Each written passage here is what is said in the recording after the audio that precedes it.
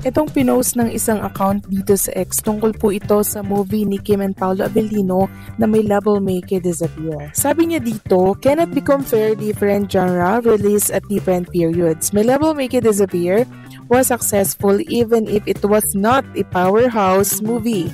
Kim Pao lang, big TF at low budget lang na kumita ng more or less 200 million kasi nag-Thanksgiving party sila at 179 million. So ganito kasi yan mga ka-Kim Pao. Pilit pong kinukumpara itong movie ni Kim and Paolo Avellino doon sa movie po na showing ngayon na kung saan pumalo agad ata ng 100 million on first week nila. Ngayon, kinukumpara po dito sa My Love Make You Disappear ni Kim and Paolo Avellino na 80 million lang daw. So, ibig sabihin daw ay natabunan na or nalamangan na yung kay Paolo at Kim na movie. Kami naman po hindi kami nagko-compare, no? Kasi kami ay very thankful na dahil marami po ang sumuporta at talagang nagka-interest sa movie na My Love Make You Disappear. Kaya sana lamang po wag nang ikumpara dyan ng ibang mga fans dahil low budget lamang din naman po ang My Love Make You Disappear, pero syempre tumabo po ng malaking halaga na kita. Samantalang next topic naman tayo, pag-usapan natin mga ka-Kim Pao ang tungkol dito sa pananahimik ni Kim and Paolo Avellino. Kanina po yan, araw ng Huwebes. So ito talaga yung rason kung bakit wala po si Chinita Princess sa It's Showtime kanina kahit na tapos na po yung taping nila para sa The Alibay. So fourth quarter, may humabol pa po na blessings kay Chinita Princess. Grabe, meron siyang panibagong commercial. Mula po yan sa isa sa mga posts sa Instagram story ng glam team ni Chinita Princess. Tapos meron nga tayong nabasa dito na si Paolo Avellino gwardyado di umano si Chinita Princess during endorsement shoot. Sabi dito, kaya pala nananahimik si Kimi dahil ito pala ang nangyari kanina. Nakita ko na may endorsement shoot siya, posted ng isang glam team. Grabe ang blessings ni Kimi, talagang nag-uumapaw sa kabila ng mga bashers at batiko sa kanya. Ito ang ganti, may nabasa pa ako na sinamahan ni Paolo si Kimi kaya pala parehas nananahimik ang dalawa. Talagang for the alalay si Paolo kay Kim, mahirap na kasi sa panahon ngayon, lalo na't may banta ng buhay niya. Sobrang nakaka-good vibes naman mga ka-Kim Pao itong ating nabasa na si Paolo Avellino pala ay gwardyado si Chinita Princess. Sabi ko sa inyo mga ka-Kim Pao, hindi po pababayaan ni Paolo Avellino si Chinita Princess na maglakad nang siya lang. Gusto niya kasama po siya. Ano pa kaya pag Cebu mga ka-Kim Pao, medyo malayo po yun, di ba? Kaya kailangan talaga si Paolo Avellino nasa tabi din po ni Chinita Princess. Malay nyo, gumawa po ng paraan si Paolo Avellino para makasama po dito kay Chinita Princess sa Cebu. Tapos tuloy short vacation sila dun. Diba? Why not? Since si JP po andun din po sa Cebu, kasama po ni Twinkle. So happy together ang family Chu with Paolo Avellino. So abangan natin mga ka-Kim Pao ang magiging ganap sa Sabado at Linggo dahil for sure meron na naman pong ganap si Kim and syempre si Paolo Avellino. Kung totoo man ang mga sightings o mga kwentong lumalabas, hindi na nakapagtataka kung patahimik ang dalawa. Kapag ang dalawang taong may natural chemistry at mutual respect ay nagka-time para sa isa't isa off-cam, talagang nag-umapaw ang mga haka-haka at excitement ng fans. Ang tahimik na vibe ni Kim at Paolo nitong mga nakaraang araw ay parang isang malaking hint na may special moments silang pinili munang maging private. At kung may husband duty vibes pa raw si Paolo, ibig sabihin talagang maalaga, maasikaso at presensya kay Kim. Hindi nakakagulat na maraming fans ang napae kasi matagal nang napapansin ng publiko na iba ang connection nila mula sa taping, BTS moments, interviews, hanggang sa mga leaked sightings.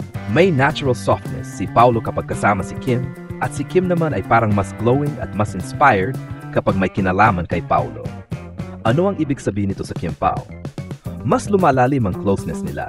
Kahit hindi nila sabihin, yung actions ni Kim at Paolo speak louder than words.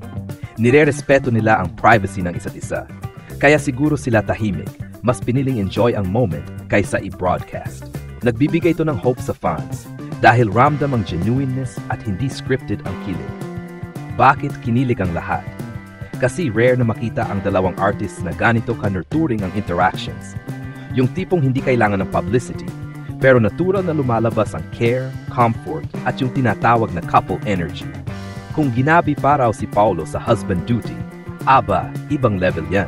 Ibig sabihin may important time sila together, kahit busy schedules nila. Ang balitang ito ay parang isang pasabog na tahimik, pero malalim ang impact, lalo na sa mga fans ng Kim Pao. Sa mundo ng showbiz kung saan halos lahat ay instant update, ang pagiging tahimik ni Kim at Paulo nitong mga nakaraang araw ay hindi basta-basta. Ang tahimik sa showbiz ay may ibig sabihin, either may tinatago, may pinoprotektahan, o may special na nangyayari behind the scenes. At ngayon, lumalabas na may husband duty moment pala si Paulo kay Kim, kaya pala ang himbing ng mga araw nila. 1. Husband duty.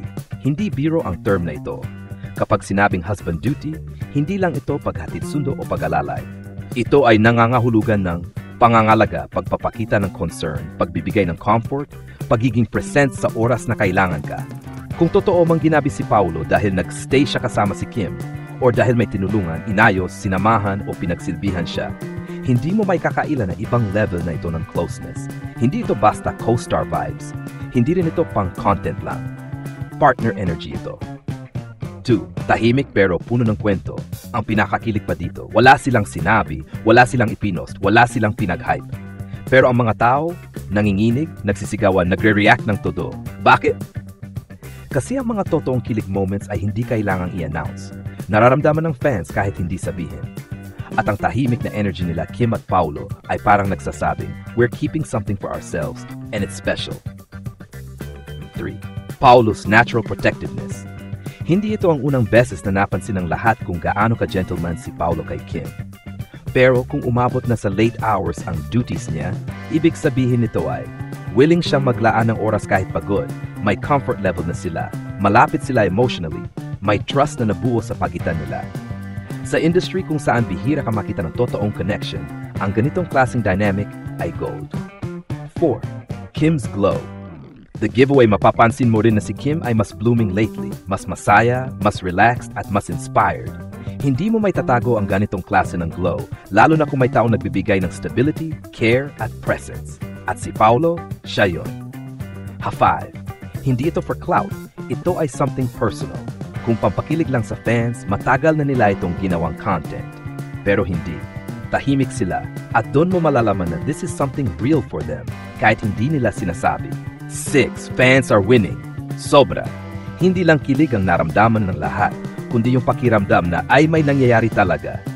At kapag may narinig pang husband duty si Paulo, parang automatic na ring may future boyfriend energy, care na hindi pang showbiz, at yung tinatawag na eksena na di pang TV, pang totoong buhay.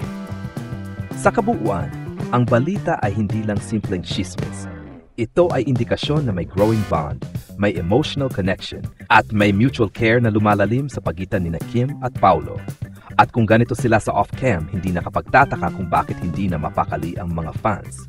Tahimik sila, dahil may mas sweet, mas personal, at mas tunay na nangyayari sa likod ng camera. At kung si Paulo ay nag-husband duty pa, aba, ibang level na yan. Ang balitang ito ay parang silent bombshell. Walang ingay, walang pahayag, pero malakas ang impact. Kapag ang dalawang artista tulad ni Kim Chiu at Paulo Avellino ay biglang tahimik, madalas may nangyayaring hindi nila gustong i-broadcast pero ramdam ng lahat. May espesyal na sandali silang binabantayan at pinapahalagahan. At ngayong lumabas ang chika na si Paulo ay nag-husband duty kay Kim at ginabi pa, mas lalo ito nakapagpaingay sa fans. Bakit? 1. May deeper care si Paulo kay Kim. Ang husband duty ay hindi simpleng term. Ibig sabihin nito may pag-aalaga, effort, oras na inilalaan, at genuine concern. Hindi ito ginagawa ng isang taong casual lang ang touring. Ito ay ginagawa ng isang taong may special place ka sa buhay niya. 2. Natural. Hindi pilit ang connection nila. Hindi nila ito ipinost. Hindi nila ipinaingay. Pero nararamdaman ng fans yung thick chemistry nila, even off-cam. Kapag ganito ka natural ang dinamika, talagang nakadagdag sa kilig. 3. Tahimik. May gustong protektahan. Sa showbiz, ang pag-private time ay rare. Ang pagiging low-key ay madalas indikasyon na may bagay silang gusto munang i-enjoy ng sila lang, ayaw nilang ma-pressure ng public bago pa mag-settle. Mas sinuuna nila yung tunay na relasyon kaysa showbiz fan service. At para sa maraming fans, ito ang pinakakakilig. Kasi kapag tahimik ang dalawa, mas tumitibay at mas lumalalim ang connection. 4. Masaya si Kim. Kaya mas masaya ang mga supporters, napapansin ng lahat. Si Kim ay blooming, glowing, at sobrang inspired lately. At sino ba ang madalas niyang kasama? Sino ba ang lagi niyang ka-interaction na may spark? Sino ba ang nagpapakita ng gentle, steady presence? Hindi na kailangan hulaan. 5. Hindi na ito simpleng on-screen tandem. Ang ganitong klase ng balita ay hindi na scripted kilig. Ito ay real-life concern, real-life companionship, at real-life connection. Kapag umabot na sa husband-doughty level, ibang stage na ito. Ibang level ng intimacy, trust, at mutual comfort. Ang balita ay hindi lang nakakakilig, nakakatuwa, nakakaganang puso, at parang may silent confirmation na may mas malalim na nangyayari between Kim and Paulo. Tahimik sila kasi may binubuo, may pinoprotektahan, may minamahalaga, at ang fans, panalo, sobrang panalo.